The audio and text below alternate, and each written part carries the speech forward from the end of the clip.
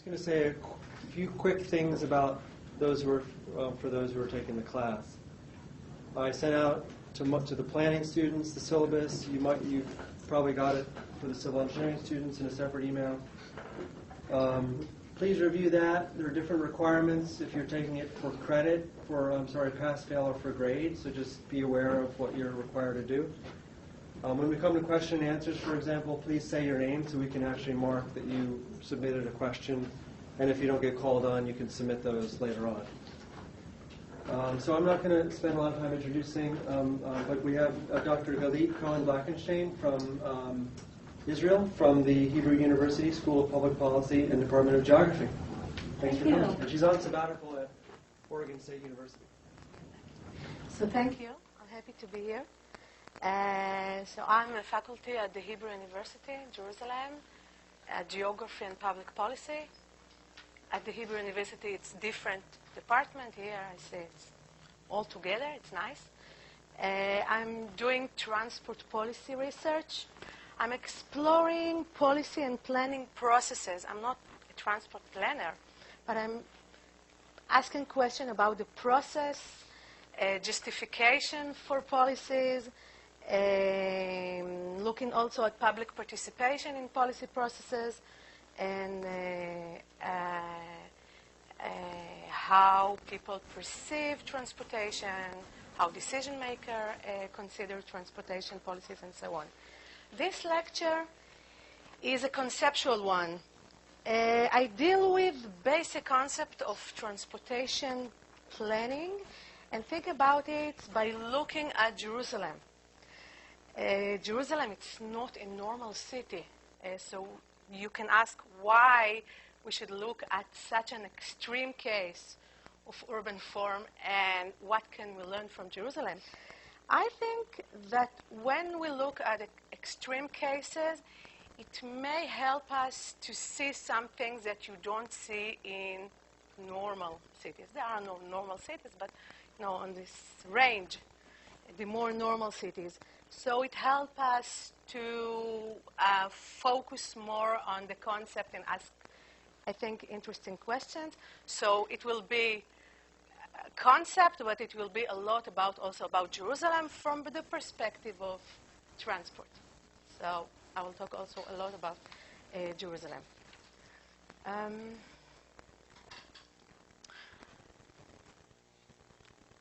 Transport planning is uniform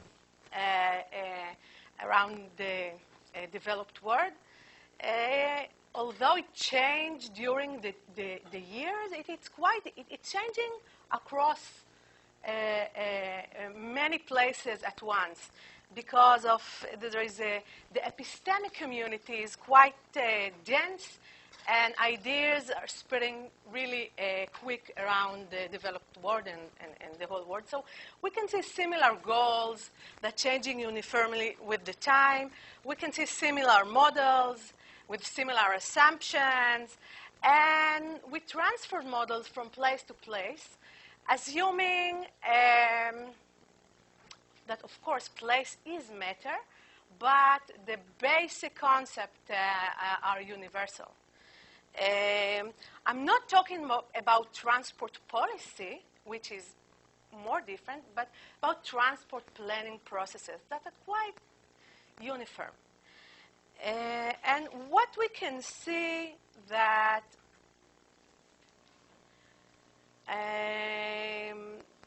we see that in all over city or metropolis are taken as a one transport market. We want to be as comprehensive as possible. Travel markets are segmenting primarily by socioeconomic and demographic factors. Maybe sometimes we're adding lifestyle variables, but that's the way we segment the market. The goals of transport planning are to allow mobility, improve accessibility to all segments of the society with minimal environmental externalities. I think many can agree that about this goal. And in the past 10, 15 years, integration is a prime principle to increase efficiency and service quality in public transportation. We're talking about integration a lot.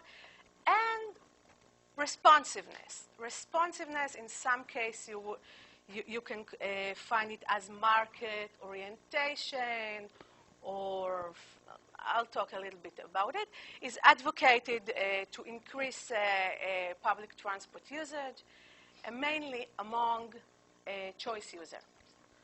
So capted users will use it anyway, but if you want to attract a choice user, you have to be more responsive to their needs. So I want to talk about these two leading concepts. On the one hand, responsiveness. On the other hand, integrative planning. Responsiveness is action taken by organizations in response to intelligence being generated and disseminated in order to serve better different groups. Related words that I can find when I'm looking for responsiveness in the literature is market segmentation, flexibility, market orientation. These are not similar concepts, but when you're talking about responsiveness, you would find these words also giving us an idea that you have to really know the community, know the city, respond to different aspects, different groups, and be updated all the time. Integrative planning process is actually in a number of levels. It can be integration with other policy fields. You can call it horizontal integration, transport should be integrated with urban design, with economic development. It's other policy fields that should be integrated with the policy, with the transport planning. Multimodal integration means we want that the user will be blind to the differences between different modes and can move from bus to train to bicycles to car parking and so on as smoothly as possible. It means that all the institutions that manage and organize these different modes should integrate their planning. Administrative integration is the vertical integration, again, that all the level of organization cooperate at the national level and the regional level and the local level and so on. And special integration is mostly at the metropolitan area. Like as I said, you should look at the whole commuting area that create a commute and other trips area, and then plan for the whole area, not just according to administrative borders that are not similar to the way people travel. And you can see also international integration, mainly at the European level, like not just for one country, but the whole continent integrated to one. These have common aspects, integration and responsiveness. You have to plan, you have to collect data, you have to have a rational process, but there are also conflicting aspects, because responsiveness is about the uniqueness of groups. It's about acknowledging differences and reacting with regard to these differences. And integration is about being more general, because you're zooming out in order to plan it in an integrative way.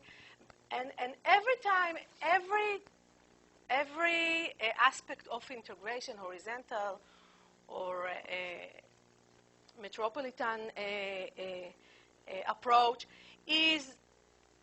bears some costs. I mean, there are differences that you need to overcome when you're integrating, and there are transaction costs that are there.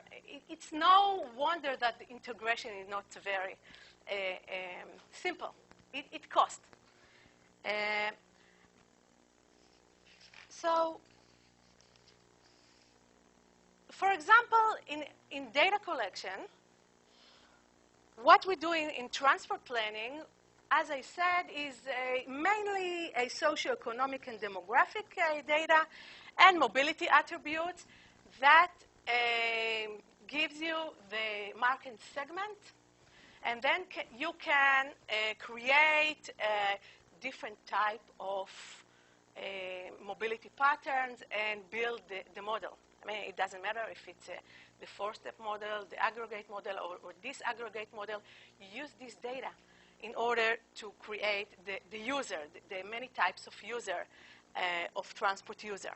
But are these data sufficient for creating origin, destination metrics, and identification of different population groups? Is it work in Jerusalem? I mean, is that enough? If I will give you this data, can we know who are these people and determine the travel patterns?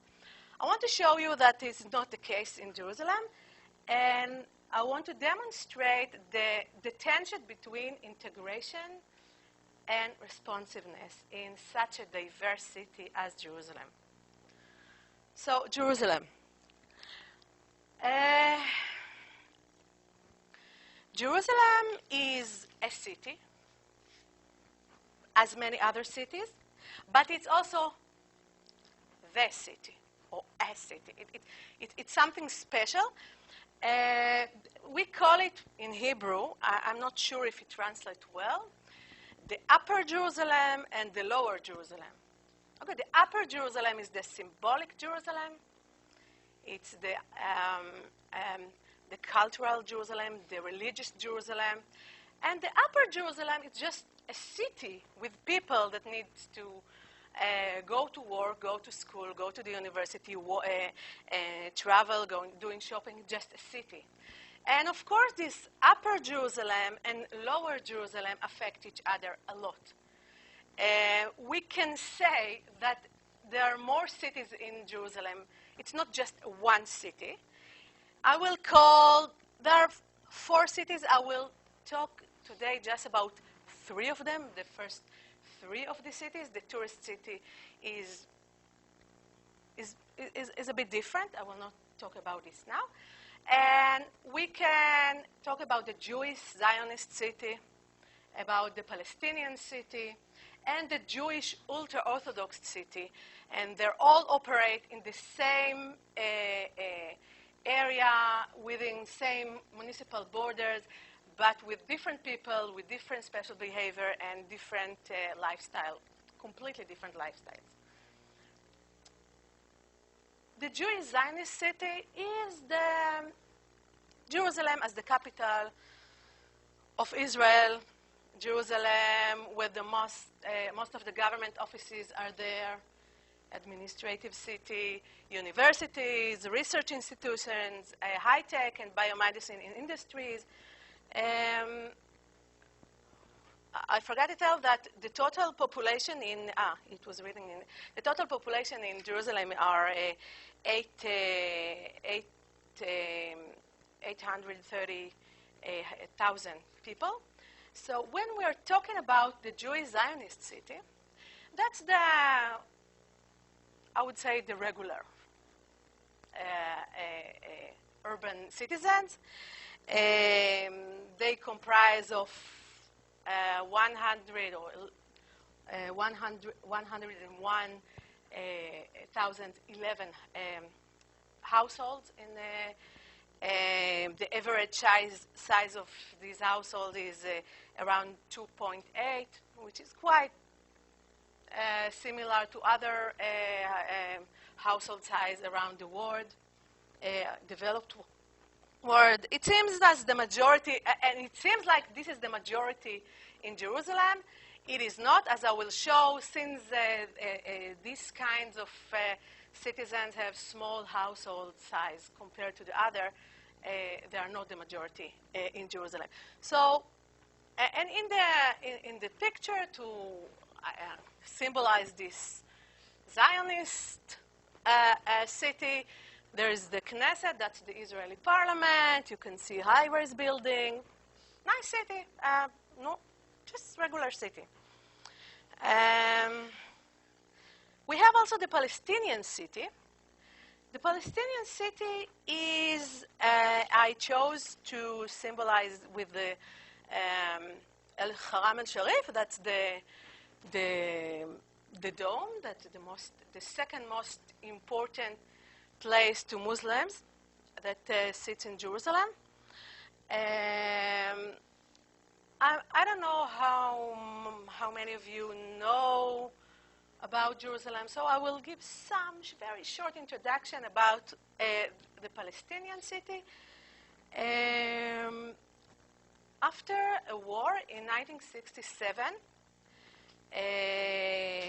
in which Israel came to occupy a lot of territories that were belonged previously to Jordan, to Syria, and to Egypt.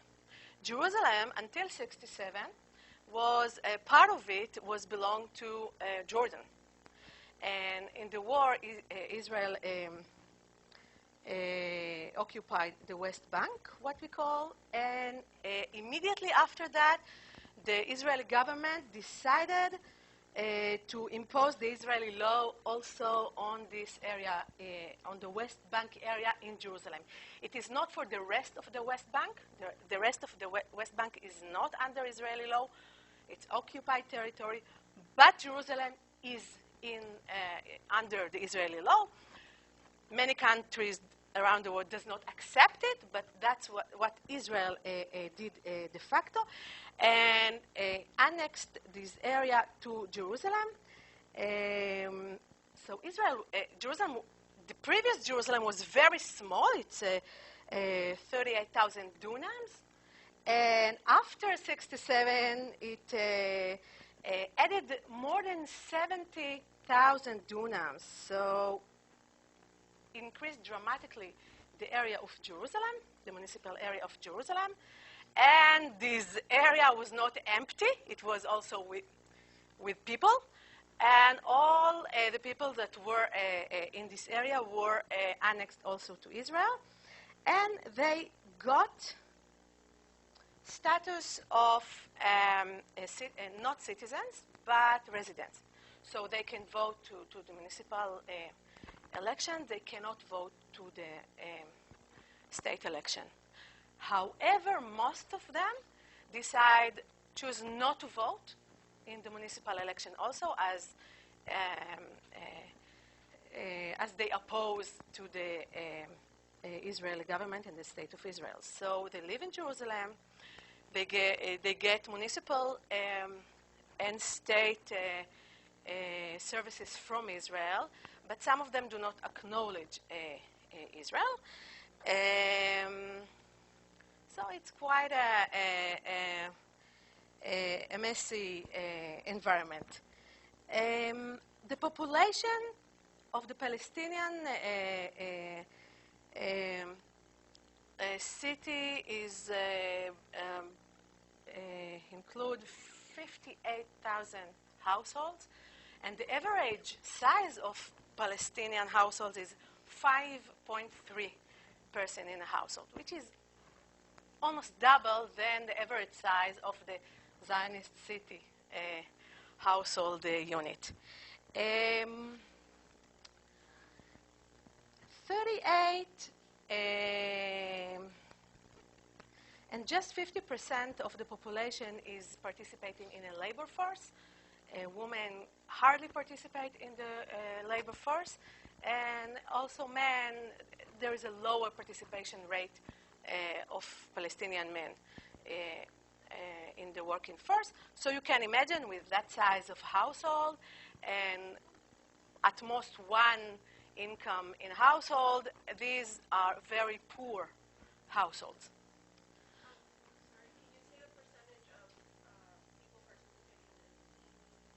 Workforce again? The overall number? 50%. 50%. Thank you. And then there is the third city. It's the Jewish ultra-Orthodox city. I chose, I worked very hard to show it. That's the Hebrew University up there. And that's my office there. I can see this view every morning when I'm in the office. And the third group is the ultra-Orthodox Jewish. This group is very interesting. Those who are not familiar with ultra-Orthodox Jewish, the only similarity I could find in American standard is maybe the Amish, maybe, in the sense of segregation and opposing to modernity. So this group is, they regard themselves as the most religiously authentic group of Jews. And they do not accept any changes, not in Judaism thought and any modernity at all. They consider studies as the most Torah as the most important thing that they can do, and therefore men study. They're not working. Most of them are not working. They're going to study Torah, and you can imagine that the participation in the labor force is very low. They have very large household size also. The average is 5 again, similar to the Palestinian household size. It's very common to find family with 6, 7, 8, 9, 10 children in the same family when the man is not working, and the woman, when she is not pregnant and she's not taking care of kids, she is working, but you can imagine that it's just part-time jobs. So again, very poor families. They choose to be, it's from choice, but they're very poor. And they have, and going back to the socio-demographic data that we collect for transport planning, you hardly can distinguish between Palestinian family and ultra-Orthodox family according to these data. The only way to distinguish, and they're very different, completely different. The only way to distinguish between Palestinian family, poor, a big household, low participation in labor force, and of course, very low car ownership, the only way to distinguish between them is to see where are they located, in the east of Jerusalem or in the west of Jerusalem. Then you can distinguish. So it's really, you can't tell just by this data if you're looking at a Palestinian family or ultra-Orthodox family.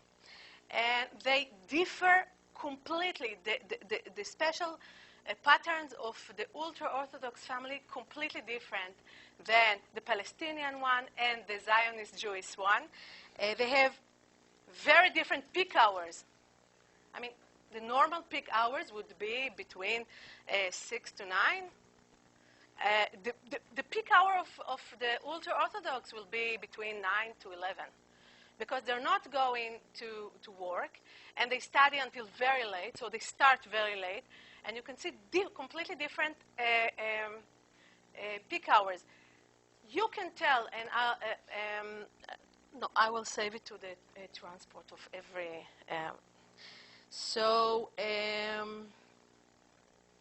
And they, of course, the origin and destination are completely different. So when we put it on the map, you can see the East Jerusalem. the Palestinian Jerusalem. Notice East Jerusalem is not just east, it's also north and south. And I submitted a paper, I wrote a paper for a journal about a neighborhood, Isawi in East Jerusalem, and I wrote that it's an East Jerusalem neighborhood, and there was also a map in the paper. And then one referee asked, I'm a bit confused. You say it's East Jerusalem neighborhood, but it's in the north, so how come? Well, East Jerusalem, it's not a geographic term, it's a political term. East Jerusalem is the Palestinian Jerusalem, and it can be in the south, and it can be in the east. So you have the East Jerusalem, and you have, these are the neighborhoods with a very high concentration of ultra-Orthodox families. We know it. We know how to mark them by looking at their voting patterns for the,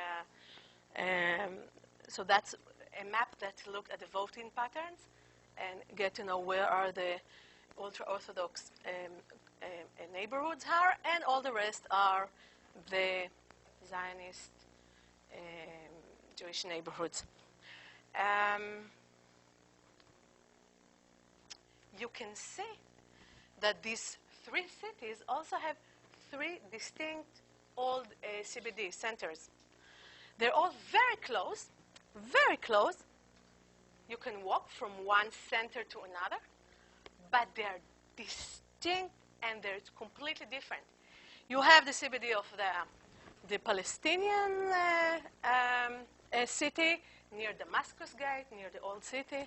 And then you have further here the ultra-Orthodox city center, and then you have the formal CBD of the Zionist Jewish center.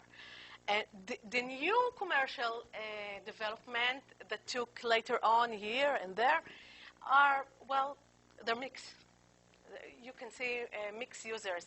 But in these historic centers, they're completely different.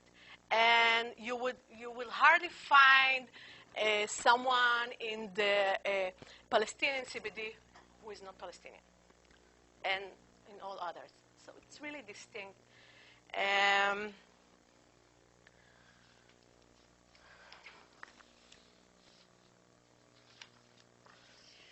So what is the, I have to catch up. What happened from a transport perspective in Jerusalem historically?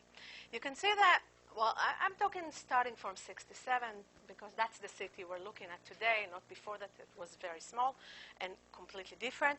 So until the late 90s, service to all city parts were from one company, one bus company, including limited service to East Jerusalem. It was a radial system that evolved gradually. You can imagine that when Israel annexed the area that were previously Jordanians to Jerusalem and built a lot of new neighborhoods, enormous number of houses and new neighborhoods that were built after 67. And you had to expand all the time the bus line to this neighborhood. It was a very incremental process, and all the buses went through the CBD, one street, Jaffa Street. It was very crowded and not updated and not attractive at all. It deteriorated immensely during the 80s and the 90s. And then in the 19s, few things happened. Separate lines for the ultra-Orthodox Jewish began to pump up. It was a demand of the ultra-Orthodox community, part of it, to give direct lines from ultra-Orthodox origin to ultra-Orthodox origin without passing in any other part of the city, just serve the ultra-Orthodox. And then they demanded gender separation in the bus, men in the front, women behind. May sound familiar to you. And also the Israeli company stopped operating at East Jerusalem because there was the first Intifada. There was a lot of terror attacks there, and just the bus company stopped serving these places. In the Palestinian side, what happened that the Jordanian system continued to work. It was a separate system for East Jerusalem with separate buses, separate ticketing, just for the Palestinians, and it continued that, until the late 80s. And then, because of these riots and the terror attacks and the Intifada, the bus in East Jerusalem, the bus system stopped to work.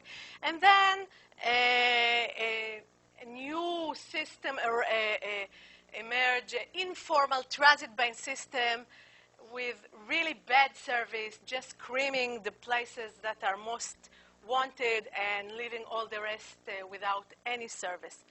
And then in the beginning of the 21st century, new and improved system was built with cooperation with the old companies that were before the 80s, and they built a new, very nice bus system in East Jerusalem. It's a very tense slide, but I wanted to put all the Jerusalem together in the same slide.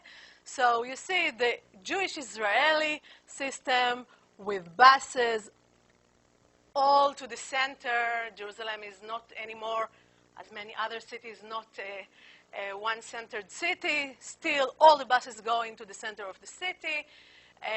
Declining level of service, declining patronage. That's the Jewish-Israeli system. The Palestinian system improved dramatically. You can see that bus ridership, because of the new reform, increased dramatically the users of the buses, and the transit ridership, the informal one, really was losing all the ridership. It was a very dangerous system. So you see here that it's matching the needs of East Jerusalem, and the ultra-Orthodox Jewish managed to get 7 bus routes with de facto gender separation, serving a lot of trips per day, and also intercity bus system that goes from ultra-Orthodox neighborhood in Jerusalem to other ultra-Orthodox neighborhood in other cities. Like, I remember when I was in Boston, I took the Chinatown, Boston to Chinatown, New York bus with Chinese bus company. So the same, it's again, serving really the ultra-Orthodox population. So it fits very well to them, this system. This system fits very well to the Palestinian community and the Jewish-Israeli community, suffering from a really bad transit system. But there are plans, starting from the 90s, to build a new light rail. So it takes a lot of time, and a new light rail is built and serving the whole three populations. It goes through Palestinian neighborhood, Shafat, and serving also Damascus Gate, which they're located at the central bus station of the Palestinian system. And it serves ultra-Orthodox neighborhood and the Zionist at the two ends, the Zionist neighborhood. So it's really a comprehensive line serving all kinds of population. And within this huge planning efforts, the whole transport planning went into a process of integration, of seeing, like, planning the whole system, because until the 90s, the operator decided where to put the buses, and the Ministry of Transport just, approved it. There was no planning authority that planned the public transport in Jerusalem.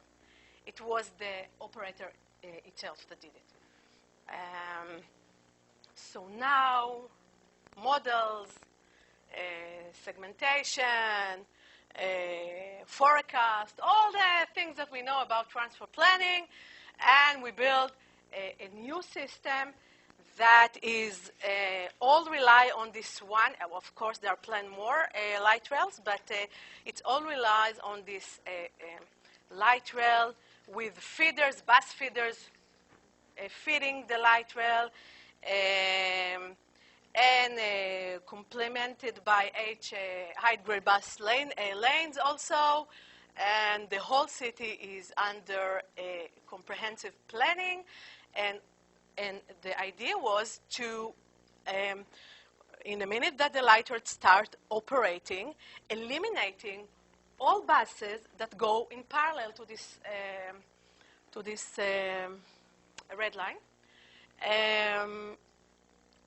For two reasons. One, you don't want to do double service. And the other one is because it was a BOT project, build, operate, transfer. It was a public-private partnership. And one thing that was in the contract is that there will not be any competition to the light rail. So buses are not allowed to parallel more than one stop of the light rail. So all the direct lines from here in the west and from here to the north should be eliminated. You will have just feeder to the light rail, and then you should do transfer. And so they opened the light rail, and then after a few months, they did the first phase, like eliminating all the direct buses from here, just feeders. I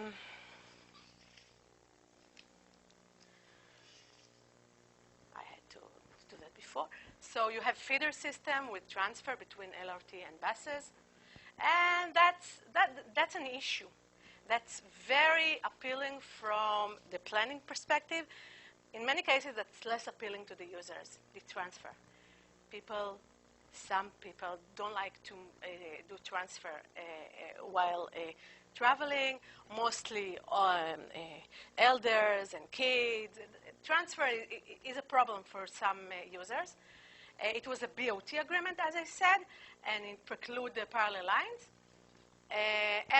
So the first phase was eliminating in the south, and then the plan was to eliminate also the buses in the north. It's a less flexible system. The minute you put tracks, you're losing flexibility. It's a good thing because it's there, but the bad thing that you can't move it. You can't do something when something happened. And it's less flexible because it's a BOT, so you have contract and you cannot move anything. And it's a mixture of users from all three groups, which is very interesting.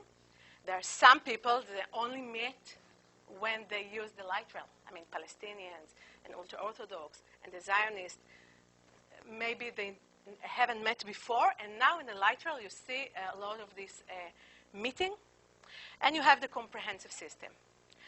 But how about responsiveness? The other issue that is very important. Responsiveness. So the ultra-Orthodox lines were not affected. They were not eliminated. So the ultra-Orthodox got more service, and that's it. Also, the Palestinian bus lines were not affected. The ultra-Orthodox had, I forgot to say, the ultra-Orthodox have very strong political power in Israel and in Jerusalem. They're very, very strong. So you can't just eliminate bus for them. And they're heavy users of public transport because they have large households and they're very poor. So they're heavy users. You want them. You want to satisfy the ultra-Orthodox because they take in most of the trips. The Palestinians lines were not affected also. You don't mess with it. You just build a new system, don't touch it. So the only population that was affected by this was the Zionist, the Jewish Zionist neighborhood that bear the elimination of the direct bus lines. So regarding integration, Palestinians and ultra-Orthodox lines retained as complementary lines. Jewish Zionist sector bears the brunt of the change. So regarding to responsiveness, we respond very good to the ultra-Orthodox and the Palestinians, but we're not responding very well to the Zionist Jewish. That also had a lousy system before that, and now the light rail is for them, but some of the population really enjoy this upgrade, but some really now takes it takes more time to travel some destination because they have to transfer, because they forced to use the light rail when there might be other routes more suitable for them. Now, how you get responsiveness? You get responsiveness either at the planning process or by political process. Because at the end, people that need to use the public transport system, and if that's the only way that they can have mobility, then they will try other channels to change the system and respond to their needs. If you're doing responsiveness within the planning process, you need data collection. You need sensitive modeling. Okay? You really need to be very accurate about the data you're collecting. Genuine public participation. You need to understand the needs of the group. And it's time and money consuming. And it needs cultural and social expertise within transport planning. I don't know how it's here, but it's not something the transport planner in Israel have. It's not something that you learn in transportation planning at the university. And you need it in order to really respond to different needs. If you go to the political channel to get the responsiveness, it's unequal because they're strong and weak in the political system, and if you're strong, you will get something, and if you're weak, you will not get it. And it disintegrates the system because it's sectorial. But it's effective. It's effective, and it does incremental changes that are maybe we would like to do a comprehensive planning and not incremental changing during the time, so it also bears some problem. So the Jewish Zionist sector starts to play politics because that's the only sector that paid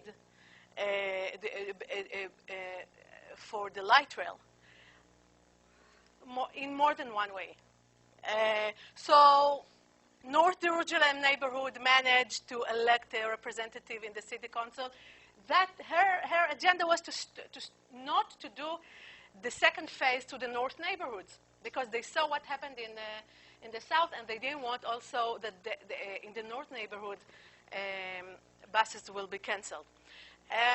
NGO activity to add buses services started to bloom in Jerusalem, and something else happened.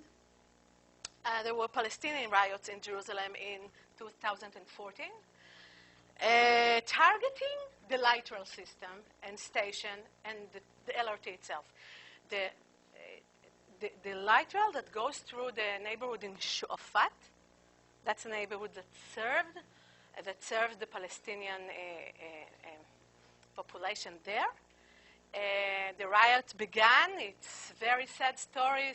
Someone killed someone, and then 3 Jewish men kidnapped a Palestinian boy from Shuafat and killed him. So in a minute it happened. The whole Shuafat was burning, and the light rail, as a symbol of the Jewish Zionist entity, was attacked constantly. Now, for a few weeks, there was no service from Shu'afat. I will go to the map.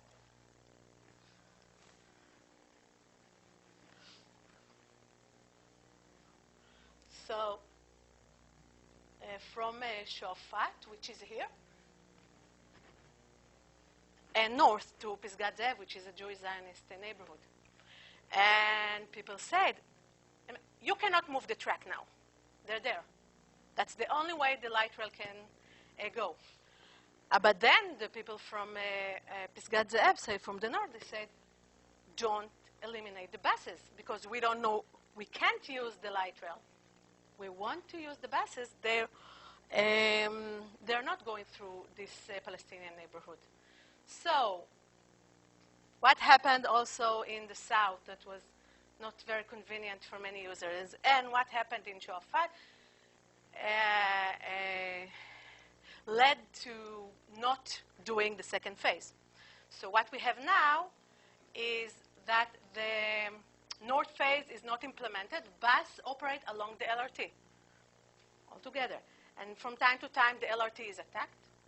And it keeps going, but it kept being attacked in this neighborhood. And additional bus lines were added and other change route in all over the city because of a lot of pressure not to push all the people to the light rail and to expand also the bus system. So, just a few comments to summarize this. Integration vis-a-vis responsiveness. You can see that in some cases, extreme cases like Jerusalem, but it's not only in extreme cases like Jerusalem, the idea can contradict responsiveness. Because mainly because integration blurring differences and responsiveness highlighting the differences. And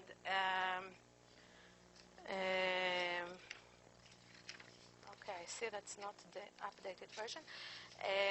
And you need to pay attention.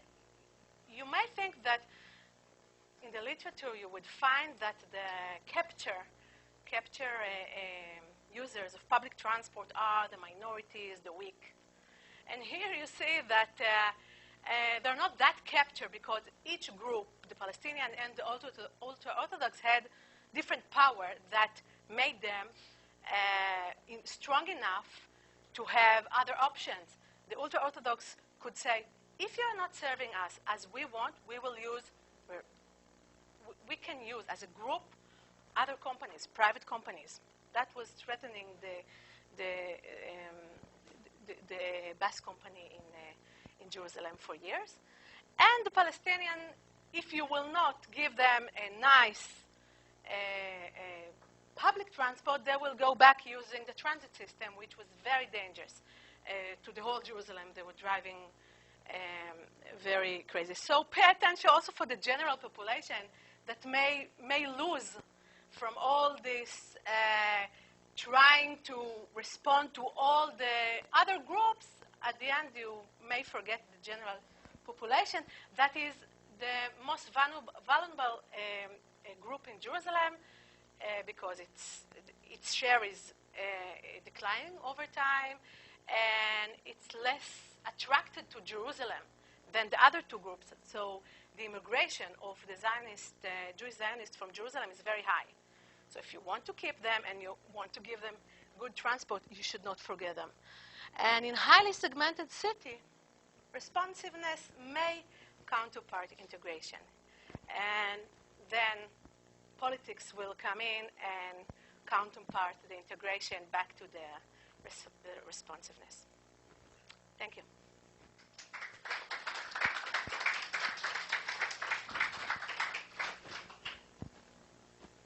Yes. This seems like you mentioned there were 4 different sectors that you're talking about, or cities that you refer to them as. What would you say is the biggest challenge you face having to coordinate, any kind of design or planning that you do with the, Strangely enough, Say your name. Or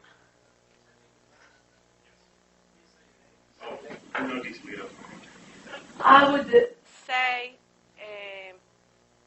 don't try to integrate everything. You have to acknowledge the different population. You have to acknowledge it's a very complex city, and don't try too much to mix it. I mean, there are places when population can meet peacefully. There are other places when such population can. I mean, worldwide, Jerusalem is highly known for the Palestinian-Israeli conflict. But the other conflict with the secular and the ultra-Orthodox Jewish is very big also in Israel. So these two conflicts among the three groups brings you to think that you want to acknowledge and take care of each population. Don't try too much to mix it. It will not work. That you're going to do? I mean, do you have public forums where people come and express their concerns or anything like that? Or is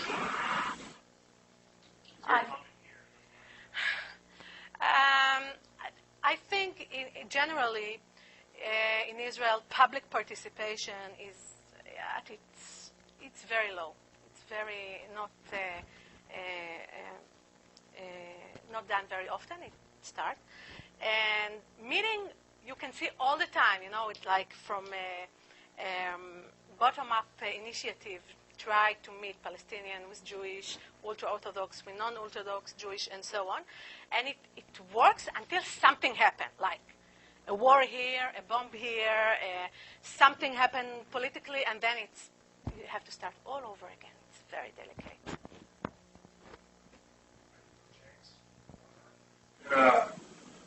Were there any kind of studies done before the light rail was built to kind of predict how people would have reacted?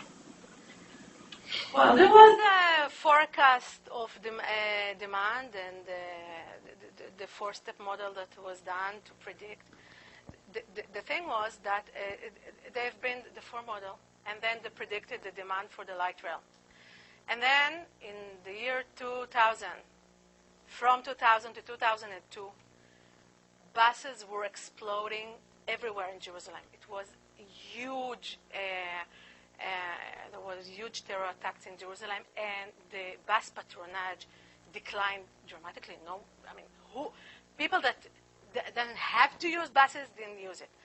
And that was the period that the contract with the private company was about to sign. And after the contract was signed, they said, hey, we can't get enough, collect money from banks all around the world because they don't believe we will have patronage because what's happening with the buses here. And then the state had to negotiate and give more money to the private. So that was the only research that was done. They decided that they're going to do the light rail, and then it's for 50 years. Everything was around the light rail, and no one had dared to hesitate, except few professors from the Hebrew University. But that's it. It was really, yeah. Member of the class. Could you speak to changes in public opinion before light rail was constructed to now? It's been open, 2 or 3 years. How's public opinion changed about light rail in Jerusalem? So at the beginning, the people in Jerusalem really liked the idea of the light rail. And then they started building it, and it took years, and the whole city was a mess. And there were a lot of bad feelings regarding the light rail. And then it started to operate. And at the beginning, the first 2 months were for free, because many things, but also because they were not prepared yet to collect the money. So you could see families from all over Jerusalem taking all the kids and traveling the light rail. That's the first light rail in Israel. There's no light rail in Israel. Now they're building more. Well, attraction. Nowadays, I think what the light rail managed to do is to attract a few car users users to the light rail, that they would not use the bus, but they are using the light rail. But in the north and the south neighborhoods, they really don't like the light rail because the north, because it goes through Shafat, and in the south because they have to do transfers and the feeders are not frequent as they promised they will be, and so on. So lots of problems. And now they're planning more lines. Of course, one line it's nothing. You have to build the whole system, then it can operate. But so now it's more positive towards the light rail, much more positive. Yeah. I was curious, like, why all the city centers were so close to each other if they like are so against being, you know, they have so many conflicts and issues. Historically, it's Okay. the Palestinian city center is just in front of Damascus Gate, which is part of the old city. So it remained there. The ultra-Orthodox is in the heart of the most ultra-Orthodox neighborhoods. The old, there are more now, but the old neighborhoods. And the Zionist Center is just, you know, it's the Jaffa Street. It's the it used to be the Champs-Élysées. Now it looks like it's becoming more.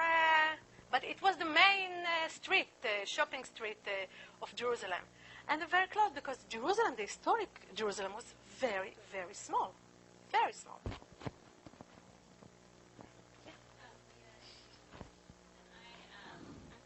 About kind of the public participation, but also just prioritization of like where the first LRT line went, and then how they're determining like which one goes in next, and kind of the priority and where it's built and where the stops are.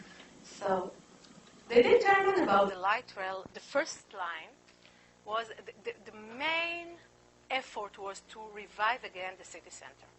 It was dying, like in many other urban centers in the world. But in Jerusalem it was severe because it's like Jerusalem became like a donut.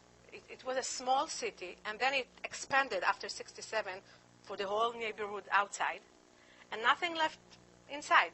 It's a hole. The businesses went out, the residents went out, everything went out. So if you want to revive the city center, they believe that the light rail will do that. So it was for sure going through the main Jaffa Street where all the buses used to go before. And then they just wanted to catch the most, the biggest, it's not the biggest, two big neighborhoods. Now they will expand light rail even more, the red line, and then now they're doing another line between the two. The Hebrew University in Jerusalem have 3 campuses. In Mount Scopus, that's the one that was before the establishment of Israel. It was the first campus. And then after the establishment of Israel, the whole area was surrounded by Jordan. It was not Israel anymore. It was enclave. So the Hebrew University had to move to the center city. And another campus was in the south with the hospital. So now they want a light rail that will connect the 2 campuses of the Hebrew University. So public participation was not part of it. It was just let's catch up as much riders as we can have, and it's go through the city center. That was the heuristic of planning the first line. Now they're trying to connect more neighborhoods, but reviving the city center, the historic city center, was the main. And you can see now it works to some aspect. It's not it does not work very well because you have now rail there, but still all the offices are not there. And the commercial centers just moved. But maybe it will do something. We don't know yet. I have 2 questions. One is, did this building of the light rail affect the traffic at all?